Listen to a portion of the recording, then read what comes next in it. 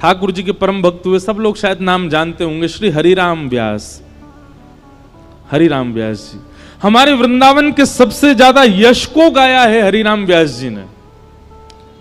ओरछा के राजा मधुकर शाह के गुरुदेव श्री हरिराम व्यास।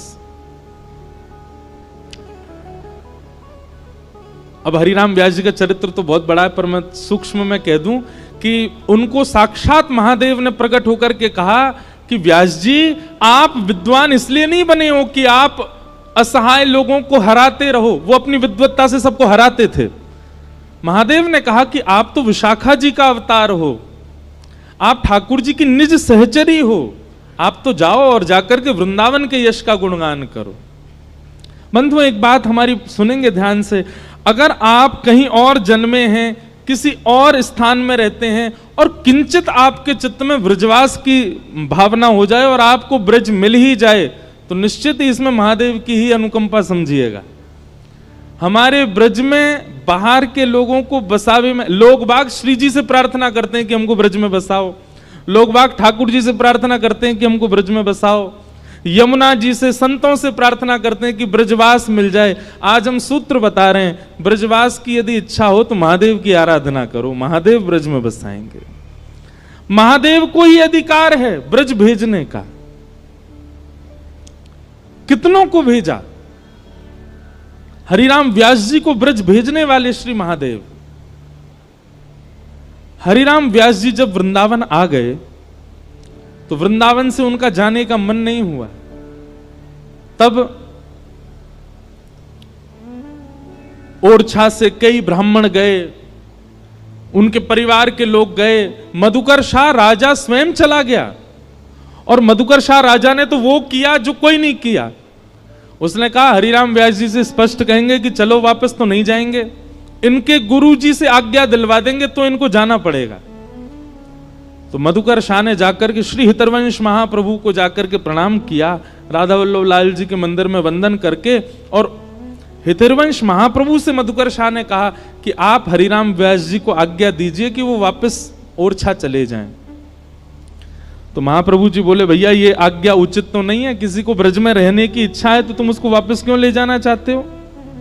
मधुकर शाह बड़े चतुर थे, उन्होंने कहा देखिए हरिराम व्यास अकेले वृंदावन में रहेंगे तो अकेले का उद्धार होगा, पर हरिराम व्यास ओरछा में रहेंगे तो पूरे ओरछा का उद्धार होगा। तो एक का उद्धार अच्छा कि पूरे नगर का उद्धार अच्छा?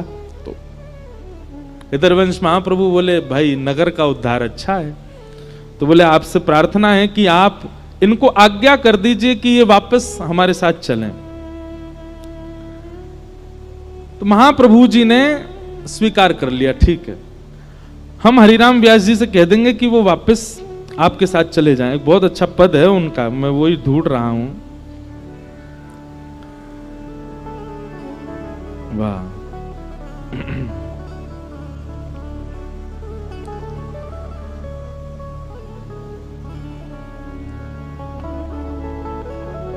हितरवंश महाप्रभु जी ने ये विचार कर लिया कि आज हरिराम व्यास जी आएंगे तो हम उनको आज्ञा कर देंगे तुम वृंदावन छोड़ करके वापस ओरछा चले जाओ। हरिराम व्यास जी यहां निधिवन में स्वामी श्री हरिदास जी को और बिहारी जी का दर्शन करके वापस आ रहे थे। उनके किसी मित्र ने बीच रास्ते में जाके कहा बोले व्यास जी आज हितरवंश महाप्रभु के पास आप मत जाइएगा। बोले क्यों, गुरुदेव के पास क्यों नहीं जाएं? बोले क्योंकि आप गए तो वो सीधे आज्ञा करेंगे कि आप ओरछा चले जाओ और उनकी आज्ञा आपको माननी पड़ेगी। क्यों? पूरा बात बता दी मधुकर शाह ने, आके उनसे कह दिया है आदि आदि बात। ये बात सुनते ही श्री हरिराम व्यास जी गिर पड़े पृथ्वी पर और वृंदावन की रज को अपने तन से लगा करके, वहां के वृक्षों को अपने हृदय से लगा लगा करके खूब रोए और रोते रोते वृंदावन से कहने लगे हमने निश्चित ही कोई अपराध कर दिया होगा जिसके कारण वृंदावन हमको बाहर जाने के लिए आज्ञा कर रहा है।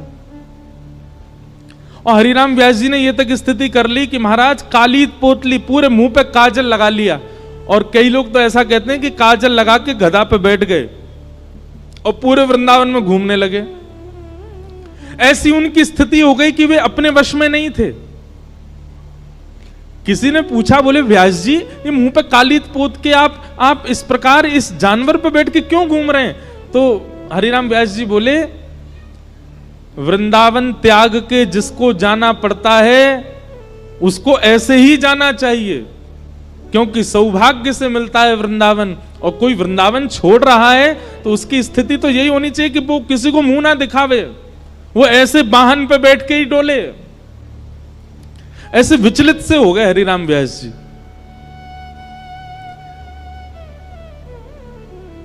हितरवंश महाप्रभु जी ने जब हरिराम व्यास जी को देखा तो ओरछा के राजा मधुकर शाह जी से कहा, देखो व्यास जी की स्थिति देखो, वृंदावन को त्यागने के लिए ये बिल्कुल राजी नहीं है। अगर ये वृंदावन से तुम इनको ले भी गए ना, ये प्राण त्याग देंगे अपने। ऐसा मत करो। मधुकर शाह जी तब वापस लौट गए और मधुकर शाह जी ने कहा कि भाई हरिराम व्यास जी को अब इनका परिवार ही ला सकता है, तो फिर परिवार भेजा। अब परिवार के लोग जैसे वृंदावन में आए तो हरिराम व्यास जी वृंदावन में रहते थे, आनंद करते थे। परिवार वालों से बचने के लिए कुंज निकुंजों में घूमने लगे हरिराम व्यास जी। और तभी आपको घंटे घड़ियाल की आवाज सुनाई दी, राधा वल्लभ लाल जी का महाप्रसाद बट रहा था, हरिराम व्यास जी सबसे आगे खड़े होते थे पंक्ति में। लेकिन आज परिवार वाले घूम रहे हैं वृंदावन में, तो इतना विलंब हो गया कि कैसे पहुंचे।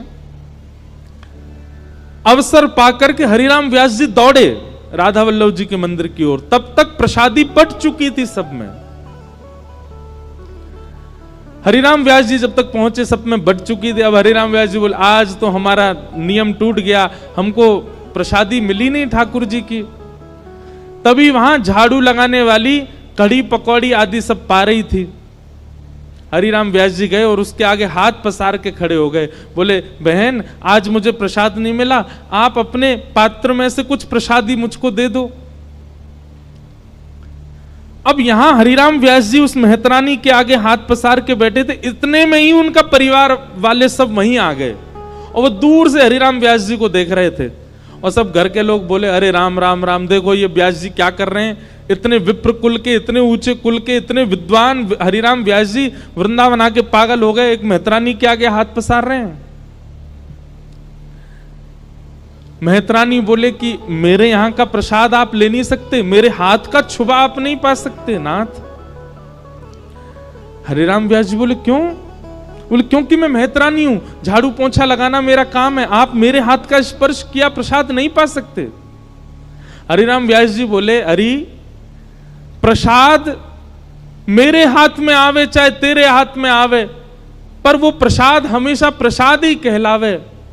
प्रसाद जब भेद ना करे कि मैं विद्वान के हाथ में जा रहा हूं कि मैं मेहतरानी के हाथ में जा रहा हूं, तो फिर मैं और तू इतना भेद क्यों मान रहे हैं? प्रसाद तो प्रसाद है, वो ये ना देखे कि मैं कौन के हाथ में हूं, चल जल्दी कर अब मुंह को दे दे। और इतने में मेहतरानी ने कढ़ी पकौड़ी हरिराम व्यास जी को दी और हरिराम व्यास जी तुरंत पा गए। अब इस दृश्य को देख करके व्यास जी के परिवार के लोग बोले ये अब हमारे किसी काम के नहीं है, जो पागल हो चुके हैं। हमने सुना था कुछ दिन पहले गधा पे डोल रहे थे, मुंह पे काली पोतली थी, और आज बताओ इनको ये विचार नहीं कि किसके हाथ का पाना चाहिए, मेहतरानी के हाथ की पकौड़ी खा गए। परिवार वाले आए थे व्यास जी को ले जाने, पर स्थिति देख करके व्यास जी को ही छोड़ के चले गए, बोले अब हमारे किसी काम के नहीं है। तब हरिराम व्यास जी ने ये कुछ पंक्ति गाई, ध्यान से सुनिएगा, वृंदावन से प्रीति करने वाले बहुत ध्यान से सुनना। व्यास मिठाई विप्र की तामे लागे आग, वृंदावन के स्वपच को झूठन खइए माग। वृंदावन के स्वपच को रहिए सेवक होए, तासों भेद न कीजिए पीजे पद रज धोए। व्यास कुलीन निकोटि मिल पंडित लाख 25, स्वपच भक्त की पनही तुले न तिनके शीश। व्यास स्वपच बहु तरि गए, एक नाम लवलीन। चढ़े नाभ अभिमान की, बूढ़े बहुत कुलीन। यहां पर श्री व्यास जी ने जात पात की सारी बातों को एक किनारे कर दिया और कहा भैया हरि जात पात पूछे नहीं को, हरि को भजे सो हरि को हो। वृंदावन के तो स्वपच की भी अगर प्रसादी मिल जाए तो उसको पालो। उसके आगे अगर कोई बहुत बड़ा विप्र कहीं और का आपको कुछ दे रहा हो तो उसको भले ही मत स्वीकार करो, वृंदावन का कोई कुछ दे दे उसको स्वीकार कर लो। ऐसा अनन्य प्रेम, ऐसा अखंड प्रेम वृंदावन के प्रति श्री हरिराम व्यास जी का था। तो हमने ये विषय क्यों शुरू किया कि आपको बंधन नहीं छोड़ने पड़ते, आप ठाकुर जी को पकड़ लो, सारे बंधन ठाकुर जी अपने आप छुड़वा देंगे आपसे। ऐसी ऐसी क्रिया करवाएंगे कि कोई आपके संग रहेगा ही नहीं, पर सब छोड़ छाड़ के चले जाएंगे, अकेले ठाकुर जी रहेंगे। फिर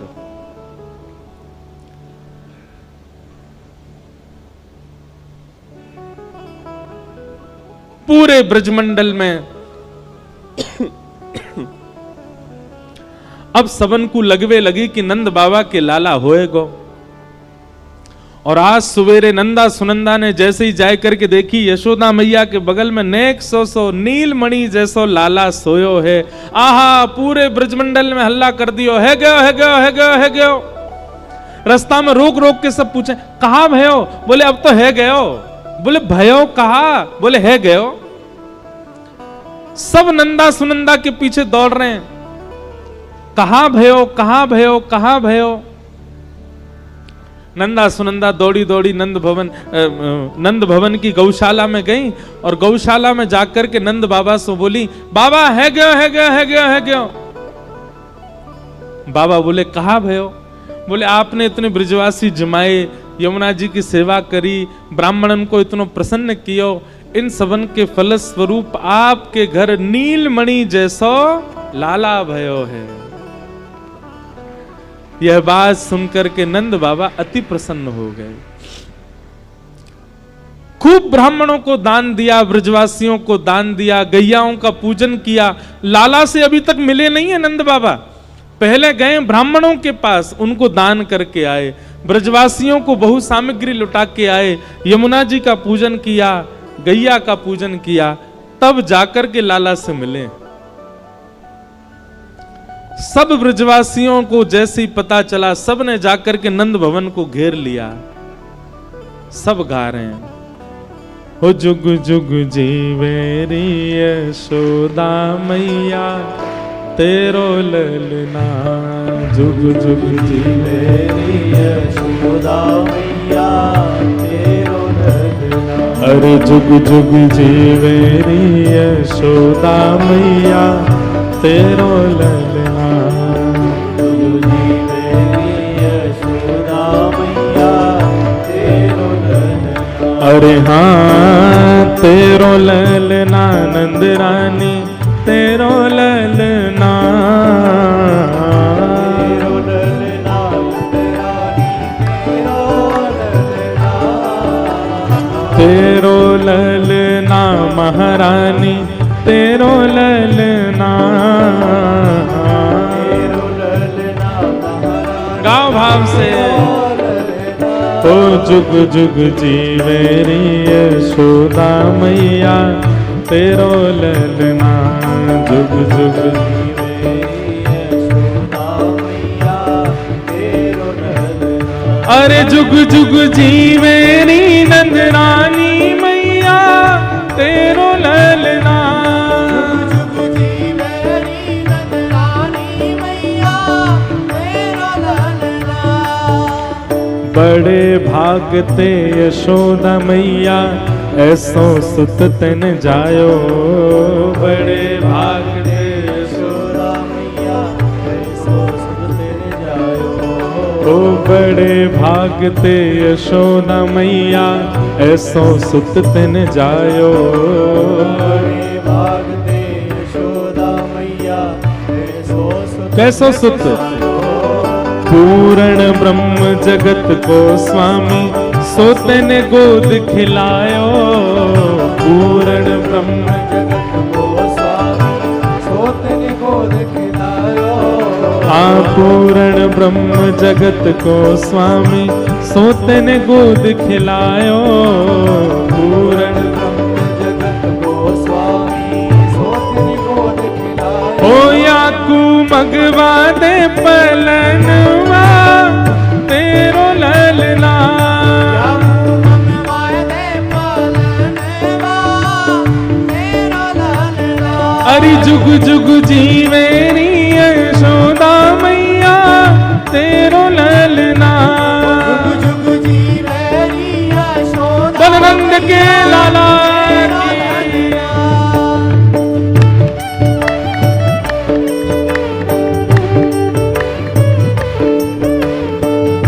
कृष्ण कन्हैया लाल की।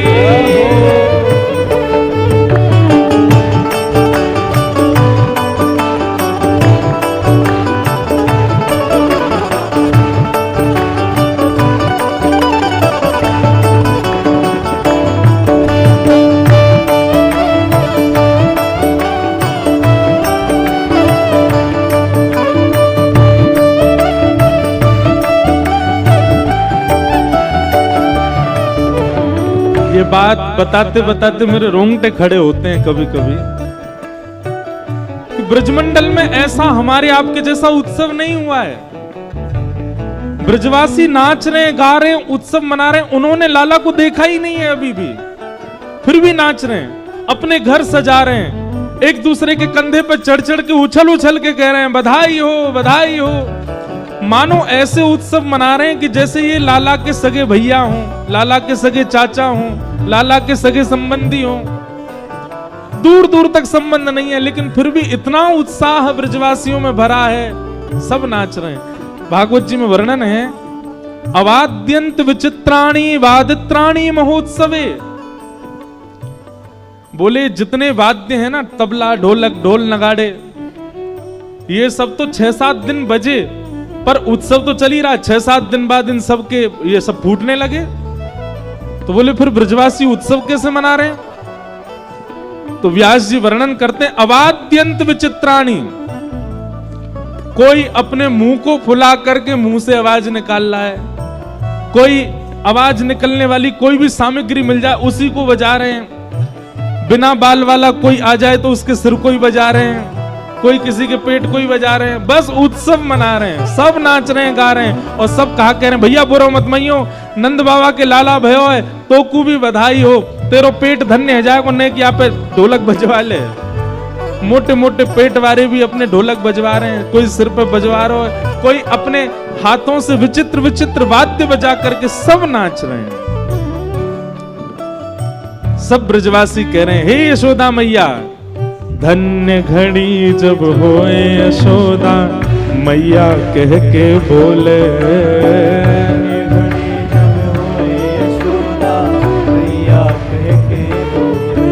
हे मैया अभी तो तुम्हारो लाला भयो है, लेकिन वह घड़ी की हम प्रतीक्षा कर रहे हैं जब ये मैया मैया कह के बोले करेगो, कितना सुंदर लगेगो।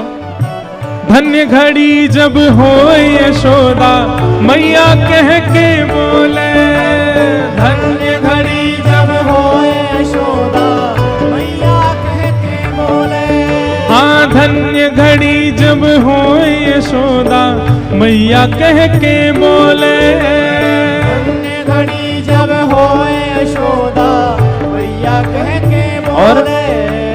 नूपुर बांध दो चरणन में घुटमन घुटमन डोले। नूपुर बांध दो चरणन में घुटमन घुटमन डोले। हाँ नूपुर बांध दो चरणन में घुटमन घुटमन डोले। नूपुर बांध दो चरणन में घुटमन और डोले। वो पकड़े बाबा की उंगरिया तेरो ललना। पकड़े बाबा की उंगलियां तेरा ललना। हाँ पकड़े बाबा की उंगरिया तेरो ललना। पकड़े बाबा की उंगलियां तेरा ललना। अरे जुग जुग जीवेरी यशोदा मैया तेरो ललना। जुग जुग जीवेरी यशोदा मैया तेरो ललना। अरे हाँ तेरो ललना नंद रानी तेरो ललना। तेरो ललना नंद रानी तेरो ललना। ओ तेरो ललना महारानी तेरो ललना। तेरो ललना महारानी तेरो। जय हो।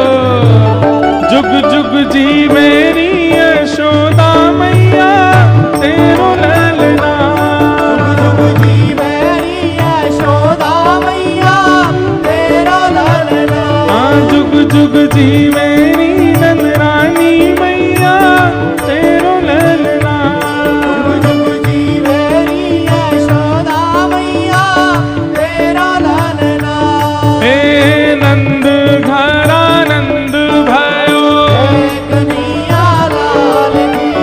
नंद घरा नंद भयो। जय कन्हैया लाल की। श्री यशोदा के लाला भयो। जय कन्हैया लाल की। हे जग प्रतिपाल भयो। जय कन्हैया लाल की। प्यारो राधा रमण लाल भयो। जय कन्हैया लाल की। प्यारो राधा वल्लभ लाल भयो। जय कन्हैया लाल की। हे नंद घरा नंद भयो। जय कन्हैया लाल की। हे नंद घरा नंद भयो। जय कन्हैया लाल की। हे नंद घरा नंद भयो। जय कन्हैया लाल की। आनंद घरा नंद भयो। जय कन्हैया लाल की। बल नंद के लाला की। जय। सब ब्रजवासी नाच रहे हैं, गा रहे हैं, उत्सव मना रहे हैं, आनंद कर रहे हैं। नंद जी के घर लाला भयो है। नंद बाबा अपने 3 भाव पवित्र कर रहे हैं।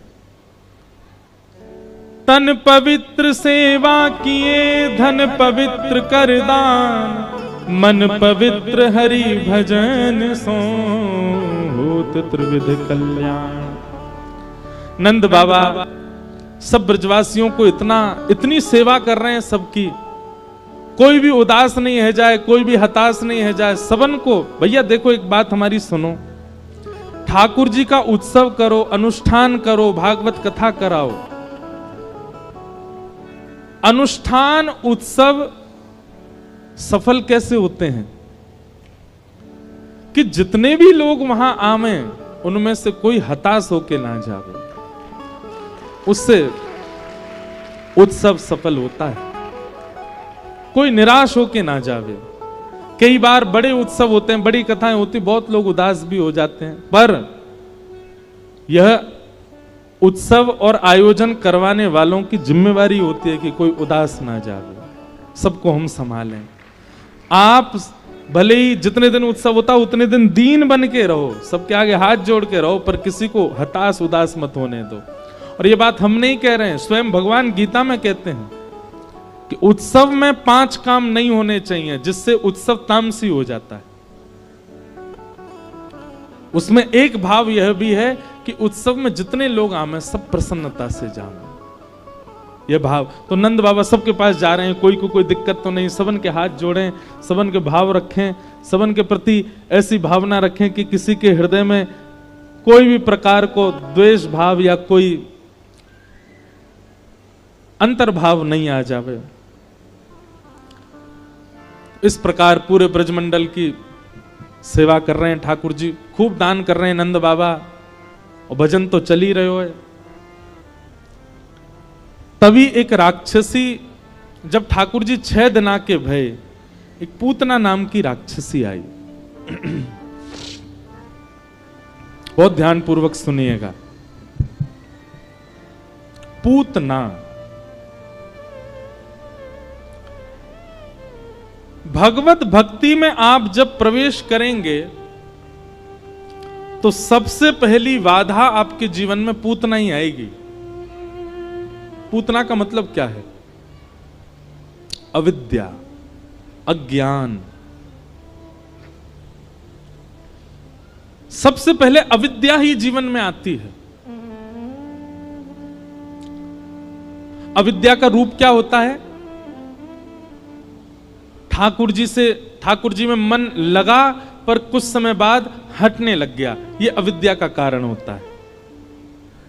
आप पहले वृंदावन गए थे तो वृंदावन में बहुत गुण दिखे, वृंदावन अच्छा ही अच्छा लगा था आपको, सब अच्छे, ब्रजवासी अच्छे, वहां का प्रसाद अच्छा, दर्शन अच्छे, गलियां अच्छी, नगर अच्छा। पर आप जब दोबारा गए तो आपको किसी में दोष दिखा, यह अविद्या है। आप पहले कथा सुनते थे, आपका खूब मन लगता था, पर अब आप धीरे धीरे ज्यादा सुनने लग गए तो अब आपको व्यास जी में भी कमी लगती है, अब आपको व्यवस्थाओं में भी कमी लगती है, अब आपको कहीं ना कहीं किसी में, मतलब सीधी बात, भगवत संबंधी कार्यों में जैसे ही दोष दिखने लग जाएं, समझ जाओ कि आपके ऊपर पूतना का आक्रमण हो गया है, अविद्या। इससे बचो।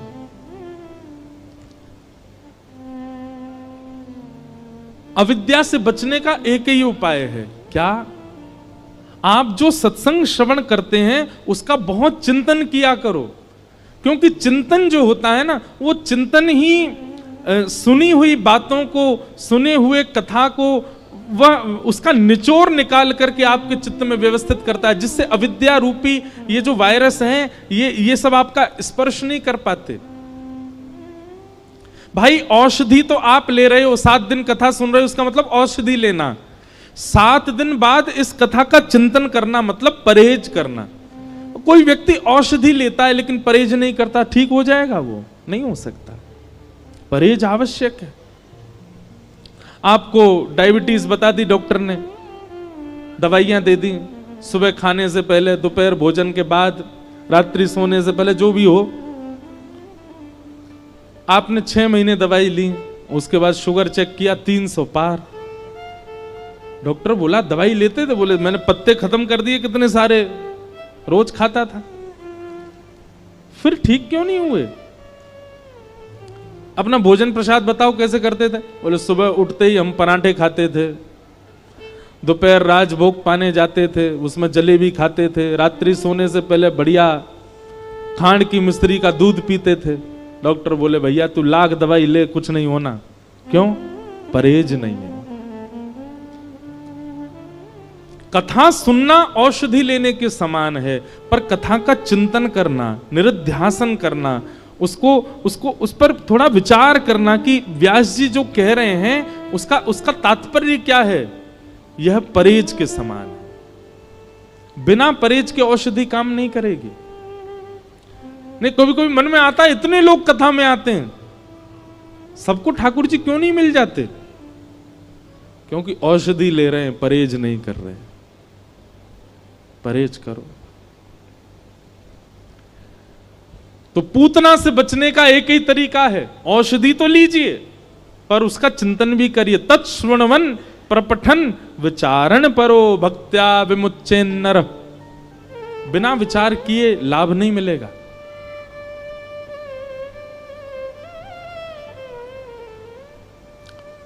पूतना आई, अत्यंत सुंदरी बनकर के आई। उसकी सुंदरता ऐसी कि सारे ब्रजवासी मोहित हो गए उसके रूप पर। सब गा रहे थे नंद घनानंद भयो जय कन्हैया लाल की, लेकिन जैसे जैसे पूतना सबके बगल से निकलती जाए, उसके रूप को देख करके, उसके नेत्रों को देख करके सब आकर्षित हो जाएं। पूतना ने जैसे ही नंद भवन में प्रवेश किया, नंदरानी यशोदा भी मोहित हो गए और अपने लाला को पूतना की गोद में दे दिया। क्यों? सुंदर रूप और सुंदर वस्त्र। कई बार ये दो परकोटे ऐसे होते हैं कि हम सामने वाले के हृदय को नहीं झांकते। फिर सुंदर रूप देख करके, वस्त्र आभूषण देख करके हमको लगता अच्छा ही है। मैं हमेशा कथा में कहा करता हूं, व्यक्ति के प्रभाव से मत लीजिए, उसका स्वभाव देखिए। प्रभाव तो रावण का भी था, पर स्वभाव सबरी का था। प्रभाव कंस का भी था, पर स्वभाव सुदामा जी का है। इसलिए आप प्रभावशाली बनेंगे तो प्रभाव से जनता भले ही रीझ जाएगी आपसे, पर आप स्वभावशाली बनेंगे तो ठाकुर जी रीझेंगे आपसे। अपने स्वभाव को प्रबल रखो और आज के बाद प्रयास कीजिए, किसी से भी मिलिए, चाहे वो वक्ता हो, चाहे वो व्यक्ति हो, चाहे वो आपके संबंधी हो, चाहे वो मित्र हो, प्रयास करो कि उसका स्वभाव देखो कैसा है। कई बार हमने ऐसा अनुभव किया है कि हम व्यक्ति के प्रभाव में इतने आकर्षित हो जाते हैं कि उसका स्वभाव अच्छा नहीं है, फिर भी हम उसके संग रहते हैं। प्रभाव तो है ना इसका, नहीं, दिक्कत हो जाएगी बाद में। और एक बात आपको स्पष्ट कर दें हम, प्रभाव बहुत दिन तक नहीं रहता। प्रभाव का एक सीमित समय होता है, उस सीमित समय के बाद प्रभाव नष्ट होगा ही होगा, पर स्वभाव सदैव रहेगा। इसलिए जिनके ब्याह नहीं हुए हैं, ऐसे जो बालक यहां बैठे हैं, अपने जीवन साथी में कुछ देखो चाहे मत देखो, पर स्वभाव जरूर देखना, उसका स्वभाव मधुर हो। रूप बहुत दिन तक अच्छा नहीं लगता, कला बहुत दिन तक अच्छी नहीं लगती,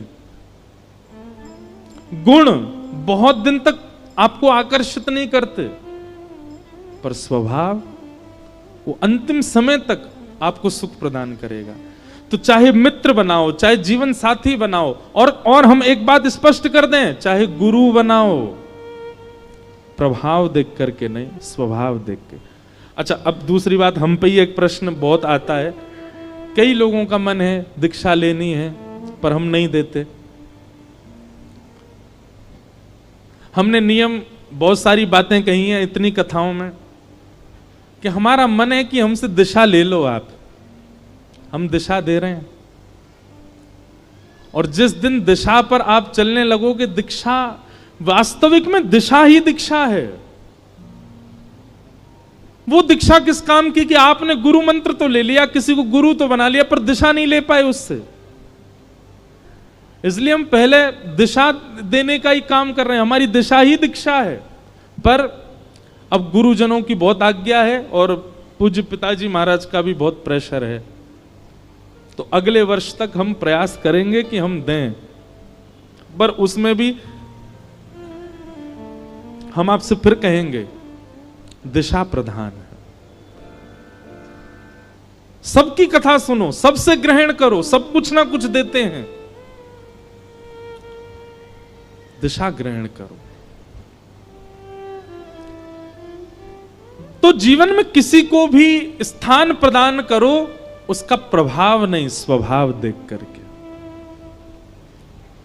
पूतना प्रभावशाली बनकर के आई है, ऐसा रूप, गजगामनी चाल, अरे कहां तक कहें, कई ब्रजवासी दौड़े दौड़े गए, ए मैया तू बहुत दिनों से पीछे पड़ रही, ब्याह कर ले, ब्याह कर ले, करा दे मेरो ब्याह।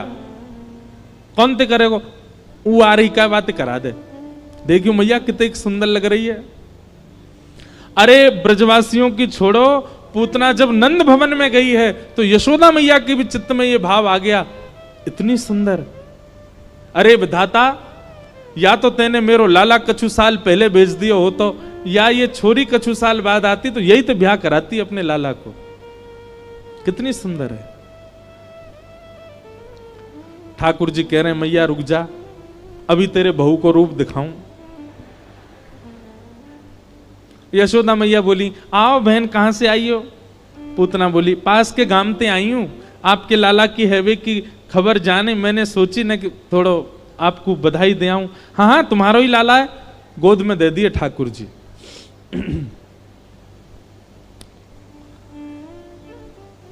यशोदा मैया किसी कार्य से बाहर चली गई, इतना विश्वास अटूट हो गया उसके रूप पर कि ये अच्छी ही होगी। पूतना ने गोद में ठाकुर जी को लिया। अब यहां पर आश्चर्य की बात क्या, जिसके रूप पर सब मोहित हो गए, जिसके रूप को देख करके सब आकृष्ट हो गए,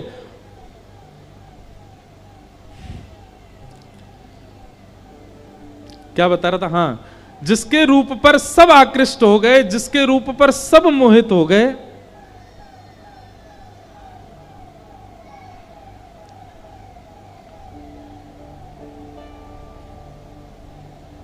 उसको ठाकुर जी ने नहीं देखा। गोपाल जी ने गोद में जाते ही अपनी दोनों नेत्र बंद कर लिए, दोनों नेत्रों पर हाथ रख करके भगवान ने उसके रूप को नहीं देखा।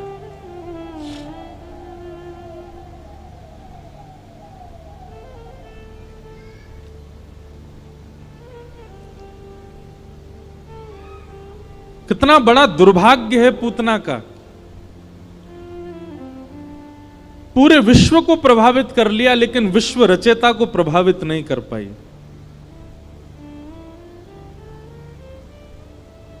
भैया आपने घर के सारे नौकर चाकर प्रभावित कर लिए पर घर का मालिक आपसे प्रभावित नहीं है तो उस घर में कभी प्रवेश नहीं मिल पाएगा।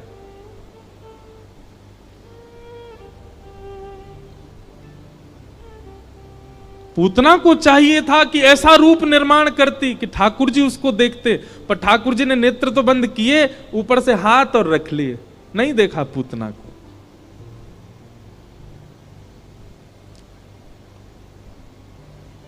हम इस बात पर कहते हैं कि भाई कभी भी ठाकुर जी के सामने जाओ, पूतना बन के मत जाना।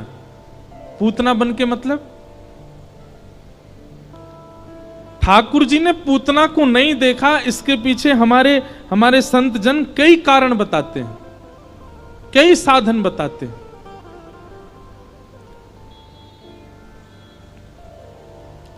और उन कई कारणों में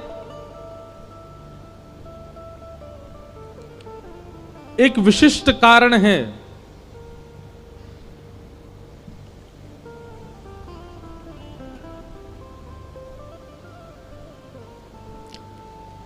बोलो वृंदावन बिहारी लाल की। ठाकुर जी के दर्शन को जब जाओ तो कुछ कारणों का विशेष ध्यान रखो कि कहीं हम पूतना तो नहीं। पूतना मतलब ठाकुर जी कहीं हमको देख करके आंख तो नहीं मूंद लेंगे। उसमें सबसे पहला कारण क्या है? पूतना अपना रूप बदल करके गई है, जैसी है वैसी नहीं गई ठाकुर जी के आगे। उसका वास्तविक रूप तो क्रूरता है, उसका वास्तविक रूप तो वो राक्षसी है, उसका वास्तविक रूप तो वो बाल घातनी है। उसका वास्तविक रूप ऐसा नहीं है जैसा वो बना करके गई है ठाकुर जी के आगे। इसलिए ठाकुर जी ने नहीं देखा क्योंकि अपनी वास्तविकता में नहीं आई है, छुपा करके आई है स्वयं को। तो भैया कभी भी ठाकुर जी के सामने जाओ तो एक बात को ध्यान रखियो, दुनिया के आगे कितने रूप बनाए लो, दुनिया के आगे कितने सहज सरल सुंदर बनने को प्रयास करो, पर जब वृंदावन जाओ, ठाकुर जी के सन्मुख जाओ तो जैसे हो वैसे जाओ। जो वास्तविकता है उस वास्तविकता को लेकर के जाओ। सूरदास जी की पंक्ति मुझे बहुत प्रिय लगती है। सूरदास गा रहे हैं, दोबारा सुनिए, कौन गा रहे हैं? सूरदास, जिनको साक्षात भगवान दर्शन देते थे।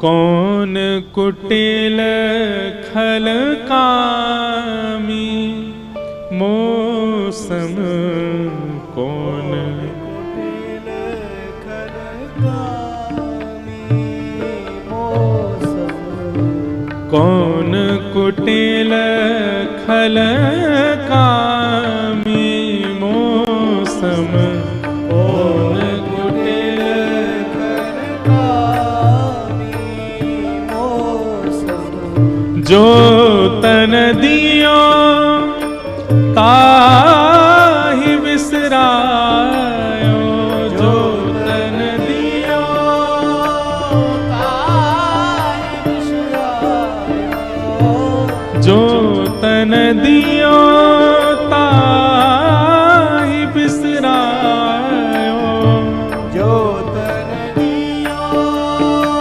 ताहि बिसरायो, ऐसो नमक हरामी मौसम, ऐसो नमक हरामी।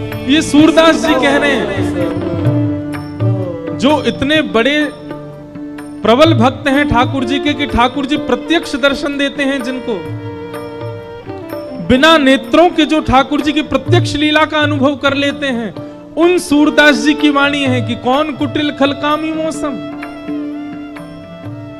तो हम लोग तो जाने कहां ही पड़े होंगे, हम लोग तो जाने किसी स्थिति में होंगे। भैया ये संसार सबसे बड़ी पूतना है, यहां हर व्यक्ति पूतना बना घूम रहा है।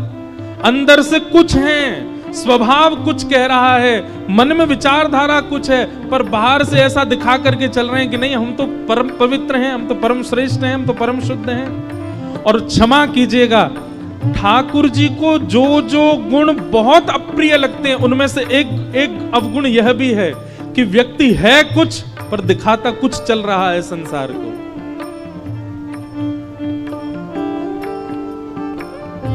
कौन कुटिल खलकामी मौसम, कौन कुटिल खलकामी मौसम, कौन कुटिल खलकामी मौसम, कौन कुटिल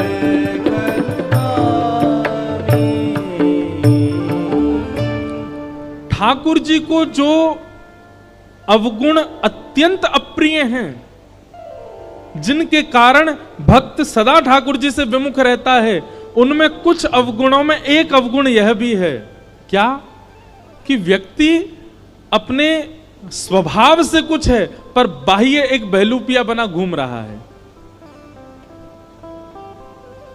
और आजकल ऐसे लोगों की तादाद बहुत ज्यादा हो गई है संसार में।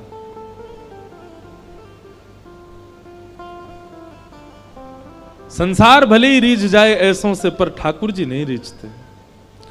पूतना का पहला गुण जिसके कारण ठाकुर जी ने उसको नहीं दिया देखा, वो यही है कि वो राक्षसी है पर भक्ता बनकर के आई है, परम सुंदरी बनकर के आई है। और दूसरा अवगुण, पूतना को ठाकुर जी ने क्यों नहीं देखा? पूतना आई, रूप बदल करके आई, पर आते ही उसने सबके मन में जो कृष्ण बैठे थे, सबके मन से कृष्ण हटा करके स्वयं को स्थापित कर दिया। समझ में आई बात? सब ब्रजवासी नाच गार कर रहे हैं, नंद घरानंद भयो जय कन्हैया लाल की, हाथी दिन, सब उत्सव मना रहे थे। लेकिन पूतना के आते क्या हुआ? सब उत्सव मनाना भूल गए, सब उसी की ओर देखने लगे, उसी की ओर आकृष्ट हो गए। ठाकुर जी कहते हैं दूसरा कारण जिस कारण से मैंने पूतना को नहीं देखा वो क्या है? वैष्णवों के चित्त से भक्ति भाव को नष्ट कराने की जो क्रिया करते हैं, ठाकुर जी कहते हैं मुझे अप्रिय है। इसलिए कम से कम आप इन दो भावों का विशेष ध्यान रखो। एक, दुनिया में कहीं भी जाओ, कितना भी मुखौटा पहन के जाओ, पर ठाकुर जी के सामने वास्तविकता में जाओ। दूसरी बात, दुनिया में सब जगह लोग आपसे पूछें, आपको देखें, आपके प्रति सबकी जय जयकार, पर जब ठाकुर जी के सन्मुख जाओ तो ऐसे जाओ कि किसी के भी चित्त में ठाकुर जी प्रकट हैं, वो ठाकुर जी कहीं अप्रकट ना हो जाएं, नहीं तो कहीं नेत्र मूंद ना लें ठाकुर जी। भैया हमें हरिप्रिय बनना है, ऐसा बनाना है स्वयं को कि हम ठाकुर जी के प्रिय बन सकें। पूतना को देख करके भगवान ने नेत्र बंद कर लिए। यशोदा मैया जैसे ही बाहर गई, पूतना ने अपनी गोद में ठाकुर जी को लिया, जैसे ही अपना पयोधर भगवान के मुख में दिया, भगवान ने पहले तो उसके विष को पिया, उसके पुण्यों को पिया, उसके पापों को पिया, उसके रसतत्वों को पिया। दुग्ध को पीते हुए भगवान ने प्राणी समम रोष समन्वितो पिबत। ठाकुर जी ने जैसे ही पूतना के प्राण पीने प्रारंभ किए, पूतना व्याकुल होने लगी, राक्षसी रूप में परिवर्तित होने लगी और विकराल विशाल रूप धारण कर लिया। सामुंच मुंचाल मित प्रभाषणी, अरे बालक छोड़, अरे बालक छोड़, चिल्लाने लगी पूतना। लेकिन गाढ़म कराभ्याम, ठाकुर जी ने इतना कसकर के उसके प्राणों को पकड़ा है कि पूर्ण जोर लगाने पर भी ठाकुर जी उससे दूर नहीं जा रहे हैं। अंत तो गत्वा, विशाल रूप धारण करके पूतना के प्राण निकल गए। प्राणों को ठाकुर जी ने पी लिया और पूतना का वध हुआ। बोलो पूतना मर्दन भगवान की जय। बंधुओं, भक्ति में सबसे पहली बाधा है पूतना, इससे बचो। अब ठाकुर जी ने पूतना को मार दियो, सब ब्रजवासी उनको जोर की आवाज आई, सब दौड़े दौड़े गए, जाकर के देखी महाराज विशाल विकराल राक्षसी पड़ी है, उसकी गोद, उसके ऊपर ठाकुर जी पयोधर पे लेटे। ब्रजवासी ने जाकर के ठाकुर जी को उतारो, लेकर के दौड़ करके गए और गौमूत्र से स्नान करा करके भगवान को गौ पुच्छ से झाड़ा दिया।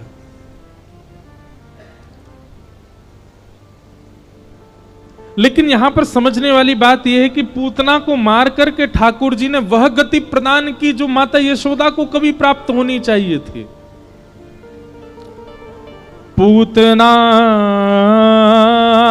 लोक बालग्नि राक्षसी रुधिरासना जिघांक्षयापि हरये स्तनम दत्वाप्सद्गतिम।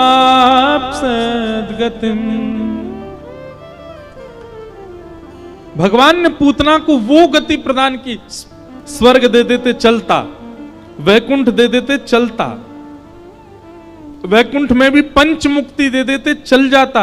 लेकिन ठाकुर जी ने ये सब नहीं दिया। ठाकुर जी ने पूतना को वो गति प्रदान की जो माता यशोदा को मिलनी चाहिए थी। देवता हाथ जोड़ करके आकाश में खड़े हो गए, बोले नाथ, आपको विष दे करके मारने आई पूतना को आपने इतनी श्रेष्ठ गति कैसे दे दी? अरे गति देने की भी एक सीमा होती है, वहां तक दे देते, आपने उसको मातृगति प्रदान कर दी क्यों? भगवान कहते हैं स्तनम दत्वाप सदगतिम। ठाकुर जी कहते हैं, बोले भैया कोई अस्त्र से मारता है, कोई शस्त्र से मारता है, कोई युद्ध करके मारता है। हमको पूतना का मारने का तरीका बहुत अच्छा लगा। बोले क्यों? बोले वात्सल्य भाव से मारने आई थी, इसलिए हमको बहुत अच्छा लगा, हमने उसको सदगति प्रदान कर दी और मातृगति प्रदान कर दी। आप इस बात से अनुमान लगाओ कि ठाकुर जी में दया की पराकाष्ठा कितनी अति है। कोई मारने वाले को इतनी श्रेष्ठ गति कैसे दे सकता है? पर ठाकुर जी ने दे दी।